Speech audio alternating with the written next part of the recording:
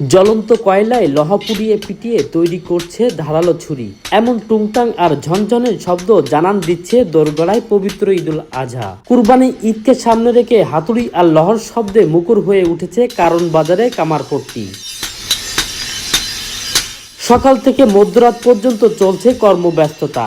কুরবানি ঈদ উপলক্ষে ছুরি, চাকু, বটি, চাপাতি ও দা তৈরি এবং পুরাতন সরঞ্জামে শান দিতে ব্যস্ত সময় পার করছেন কামাররা।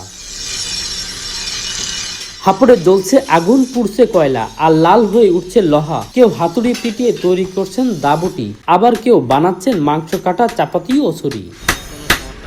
তবে কারিগরদের অভিযোগ, কয়লা ও লোহার দাম বেড়ে যাওয়ার পাশাপাশি শ্রমিকের মজুরি বৃদ্ধি, উৎপাদন খরচও বেড়েছে কয়েক গুণ।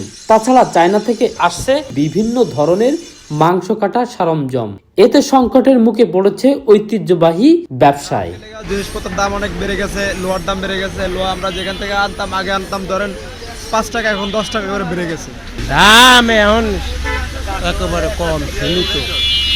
আগের এই দাম। তাছাড়া চায়না থেকে আমাদের লোহার দাম বেড়ে গেছে, কয়লার দাম বেড়ে গেছে, কিন্তু তো আমাদের যে জিনিস, এতে সংকটের মুখে পড়েছে চায়নায় আমাকে ধ্বংস করে ফেলেছে এই শিল্পটাকে। বিভিন্ন ধরনের মাল আসে, এই কাজের মনে করে আমাদের এই জিনিসটা এখন তেমন চলে না। চায়নার থেকে আসা তো আমাদের কম হয়ে গেছে, আর যদি চায়নার থেকে না আসতো তাহলে আমাদের মানটা বাড়তো আরো।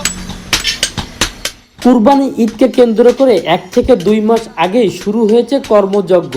চলবে ঈদের দিন পর্যন্ত তাদের এমন ব্যস্ততা।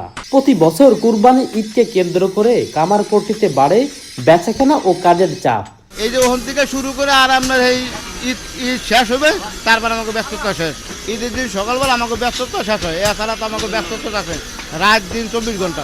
অন্য অন্য থেকে তো অনেক সময় অন্ত কাজের চাপ বেশি, অন্য অন্য সময় তো অনেক চাপ না, অন্ত বিভিন্ন ধরনের ছুরি, চাপাটি, বডি এগুলো বানাইতে হয়। ঈদকে সামনে রেখে আমরা একটু এই সময় একটু ব্যস্তই থাকি এবং বিভিন্ন কাজে মনে করেন যে কুরবানির সিজন, এখন এই সময় মানুষের দাওয়া বডি, ছুরি, চাপাটি, এই পশু কুরবানি দেওয়াতে মনে করেন সব সামগ্রীর প্রয়োজন। আর এগুলো বানানোর মধ্যে আমরা কর্মশালারা এখন ব্যস্ত।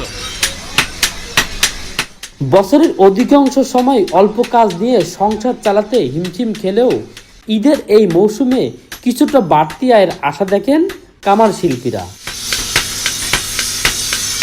নুরুজ্জামান রিকো, দৈনিক করতোয়া, ঢাকা।